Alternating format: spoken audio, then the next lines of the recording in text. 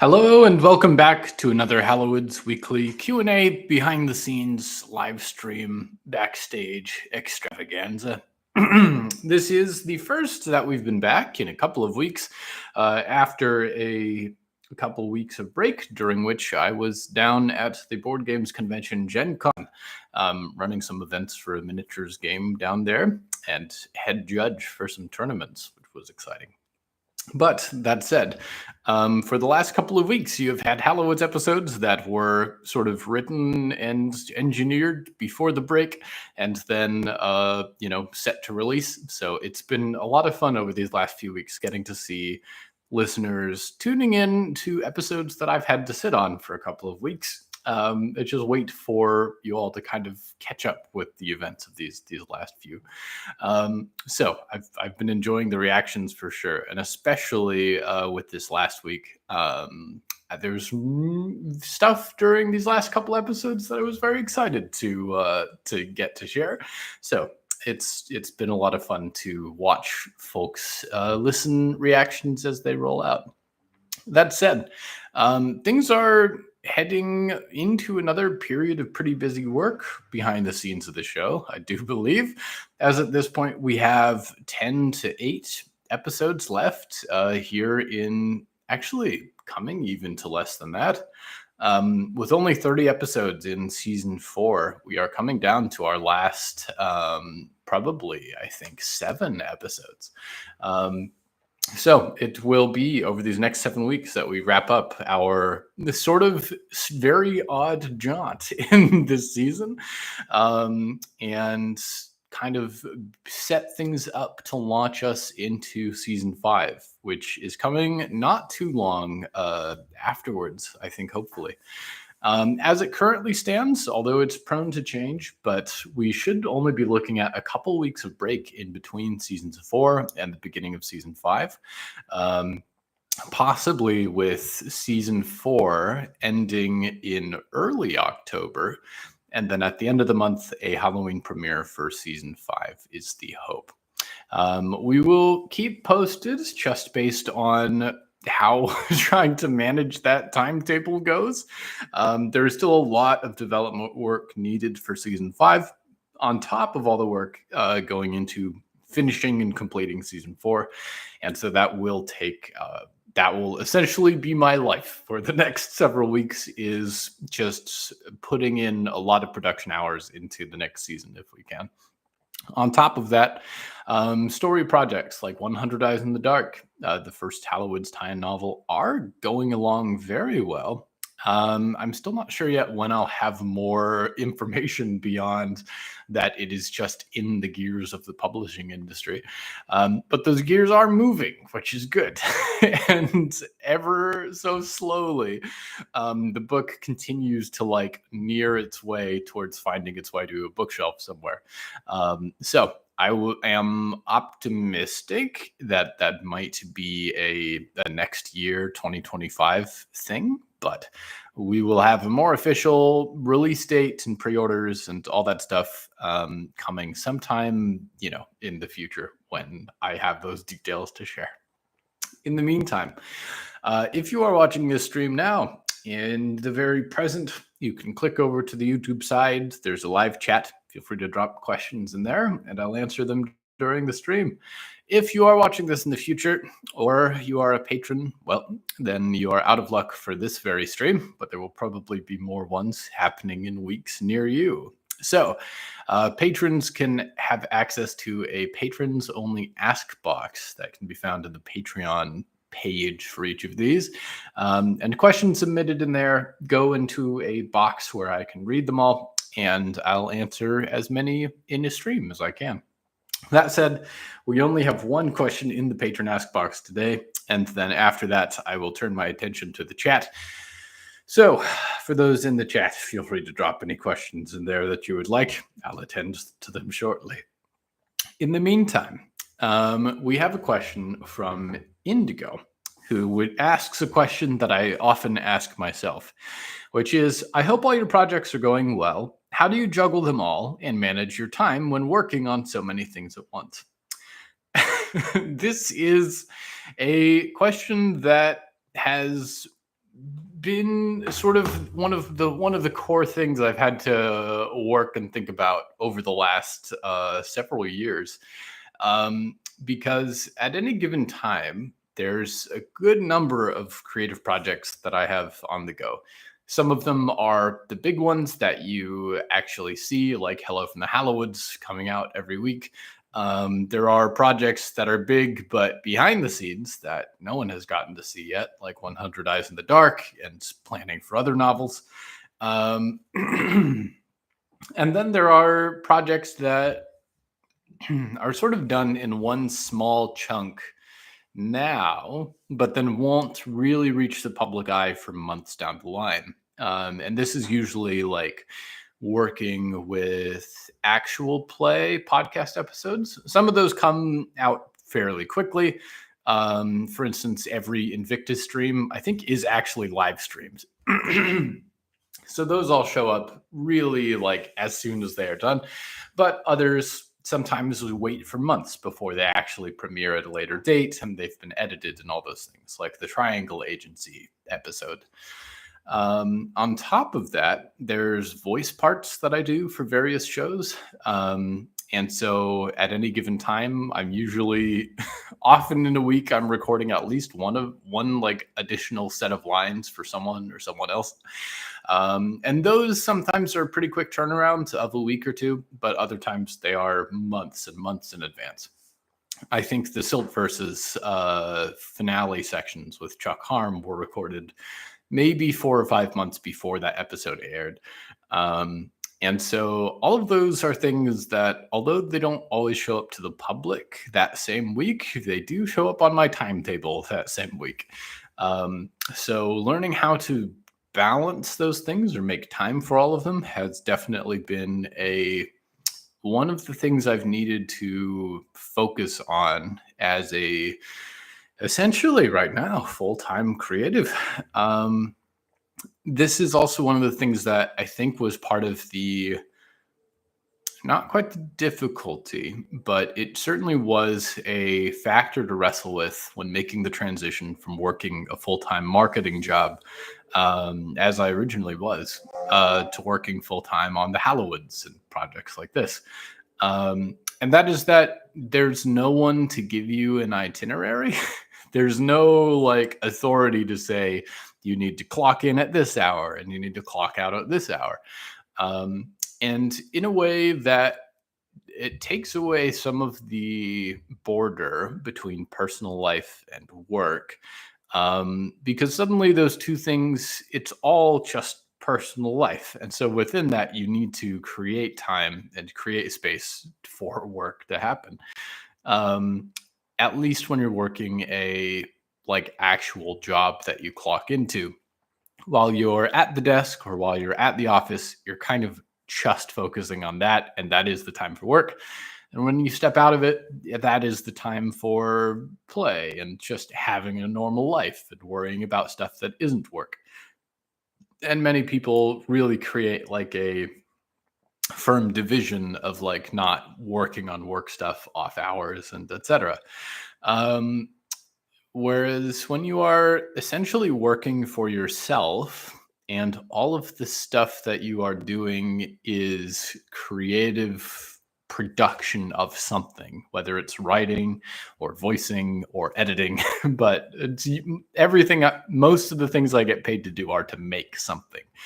And so that has needed a lot of getting used to, just in terms of beginning to create those spaces and beginning to create that time where even though you are fully in control of your time, you still want to make sure that you are setting down specifically just to make time to create or make time to do a particular task.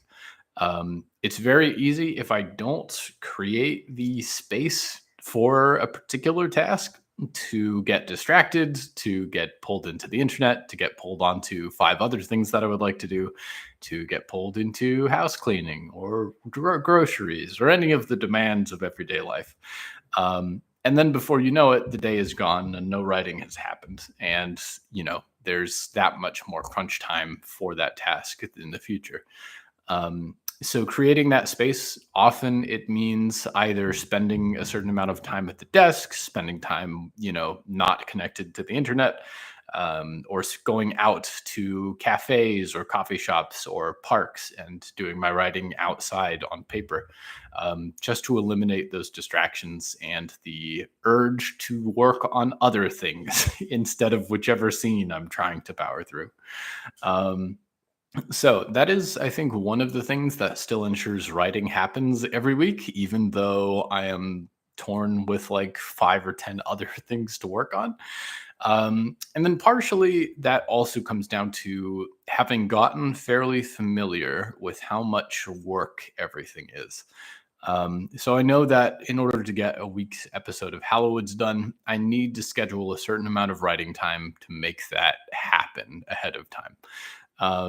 I know that editing an episode will take a certain number of hours. I know that there's going to be a certain amount of time involved in scheduling everything and drawing cover art and uploading it to the internet and writing up the transcripts and making the social media posts and all of those different things that go into making an episode. And so knowing those times ahead of time and knowing how much effort it's going to take means that I can kind of schedule things around it. Um, so definitely a few days a week tend to be primarily Hallowoods work and just doing the work that's required for that episode. And then other days I will have as a little bit more open, and I'll tend to try and push commitments or other projects that I have to that off time, in order to like make sure that there's time for both getting the Hallowoods episode done and then also getting the other stuff in my life done. So kind of segmenting my weeks and using my quote unquote work hours to make sure those tasks happen is a big part of it. Um, there's also a certain amount of like double stacking. So on Sundays, for instance, in the morning, there's a casual Dungeons and Dragons group I do with my friends. Then in the afternoon, there's this Q&A. There's often writing stuff to do in preparation for the next week. In the Sunday evening, there will be a paid Dungeons and Dragons session because I'm now working as a dungeon master over on the website Start Playing. So I now run some paid games that people can join and be a part of.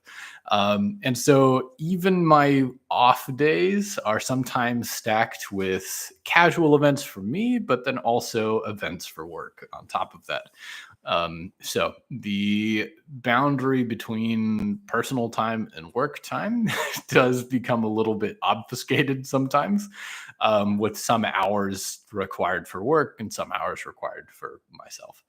I think if it comes at the sacrifice of one thing, I probably have less time spent not working than is optimal. But the plus side is that most of the work I do is really getting to sit down at a desk and make some kind of art.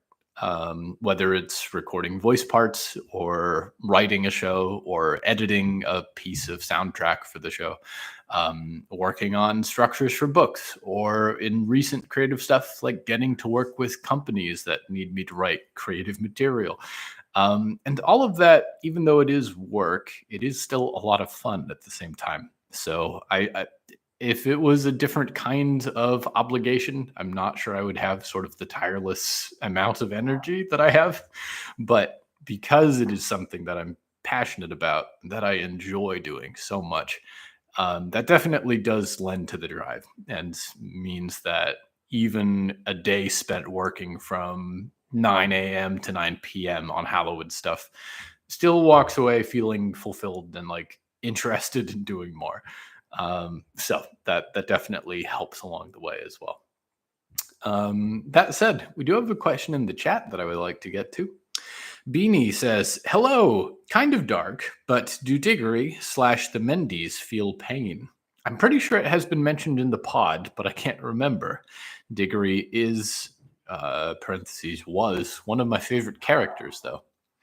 So I think I think I can point to the text itself in that case, because I don't think they do.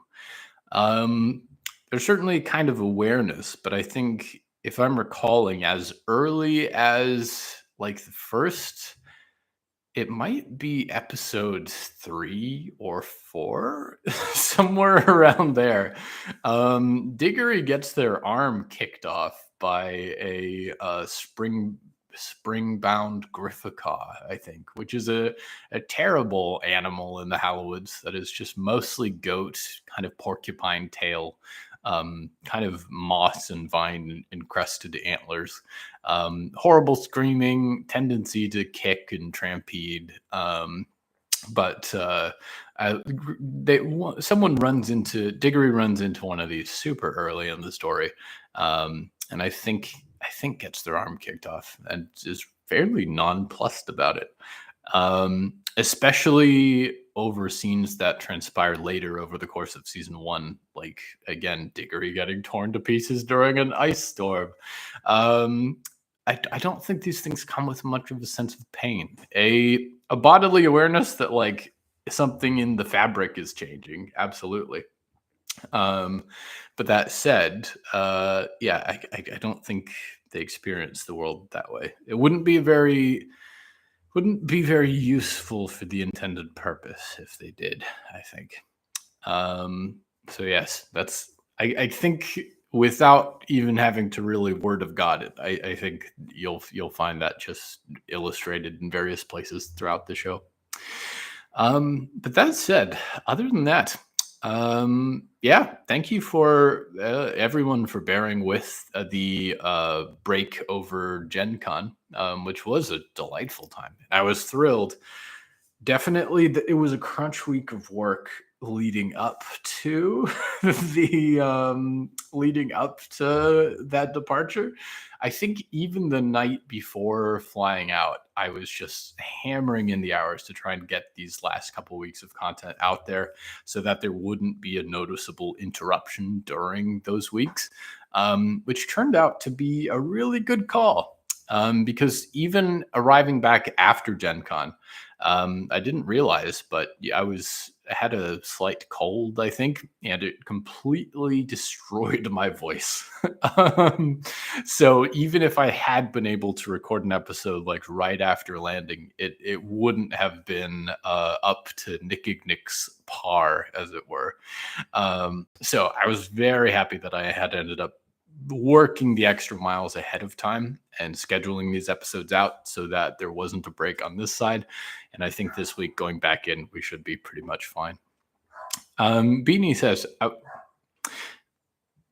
oh, yes, this is dark, Beanie. Beanie says, I was thinking about how they could just remove their scalp with scissors and then sew different hair on if they wanted, and then considered whether they would actually want to do that.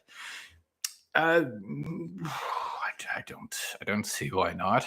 I think the only issue, and the issue that crops up, I think, with Diggory in a few places, is that there are internal elements, not the cotton that they're stuffed with, but kind of writing and magical inscribings on the inside of Diggory's parts, that are more or less doing the legwork of the preserving and the keeping of Diggory as like a whole moving person.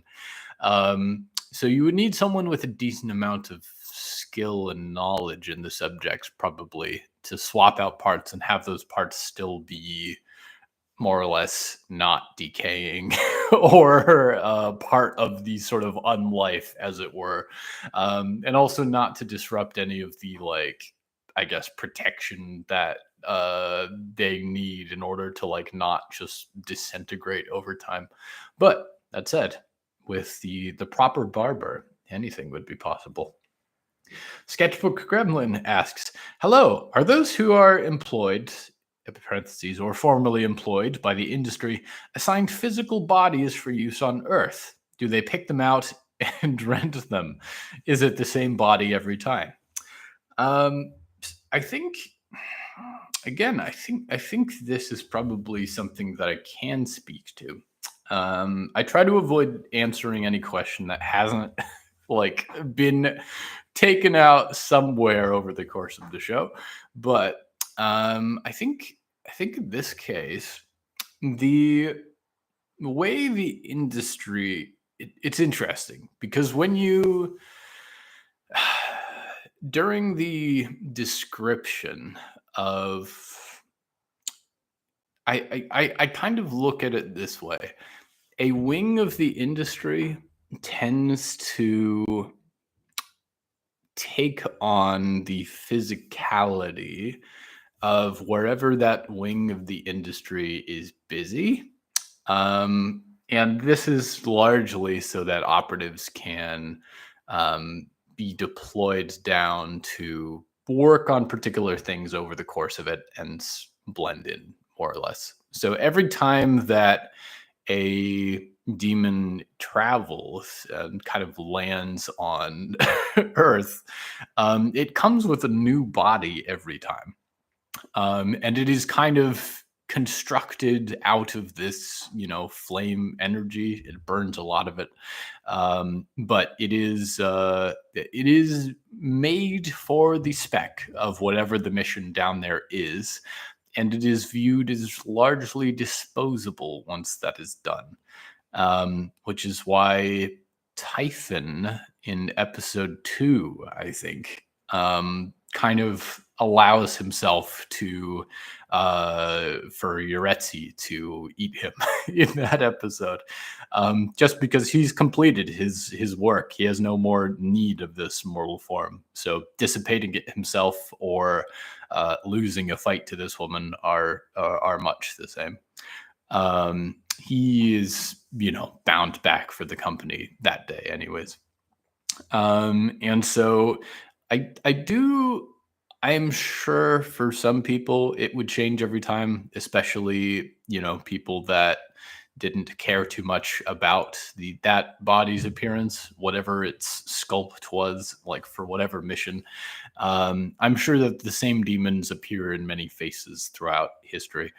Probably with the exception of ones that are particularly vain about their appearance or keen on aesthetic in a way that Polly is. Um, so yes, that is just a little more detail about how I kind of parse that. Um, I think some of those images, like we think of Typhon as having a desk and an umbrella stand and like trappings that, add some detail or I guess some narrative description to the industry. In part, that has to be a little bit the lens that we're seeing them through for this story. It is also, I could imagine, partly due to that just being the trappings of the world they work on for the most part. But I imagine that where the industry specializes in other worlds and other places, their operatives tend to take on the trappings of that realm instead. So there are some ways that I think Nicky Nick as a storyteller warps the narrative a little to try and present it in a way that makes sense to people.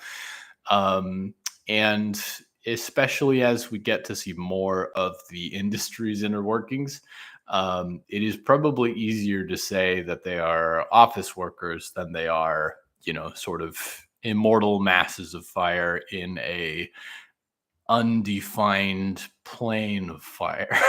But we might see some more of this kind of flourishing as time goes on, or just painting demons in a descriptive way that sets them apart from each other, and offers some look into their essence, even if it's not the whole picture necessarily. So that said, that will probably bring us pretty close to the end of our Q&A for today. But that said, it'll be a good couple of weeks of work over here as we turn out for the rest of season 4, and really trying to build to our finale and our coming up soon, the end of this season, as we get into these last 7 episodes. And it is I think, hopefully, fingers crossed, a lot of the answers that we're looking for will arrive in these next episodes. Um, Maybe not every answer that we're looking for, but that's sometimes the case with mysteries. But I think one of the questions that hopefully will become apparent by the end is why this season exists the way that it does, and what was the point of doing a lot of the things that we have done for this season. And so I'm hoping as the end comes about that it will sort of make sense and line up, and sort of the trajectory will become maybe not clear, but intriguing as we begin to look into what season 5 is going to look like and onwards. Silver Blossoms in the chat says, "This has been such a wonderful series. Thank you for making this. Thank you for continuing to help me make it. Everyone who listens in, everyone who, talks about the show, shares it with a friend. And especially thank you to the patrons that support it, and in more than an immaterial way of sharing the show and putting it out there, uh, pay the bills and the equipment to make the show and all of that. It really would not be possible without the folks that continue to support the show. So thank you so much for creating the opportunity for me to spend my whole day writing episodes and figuring out what next to tell in this story. So thank you so much, everybody, and catch you around the bend for next week. Stay tuned.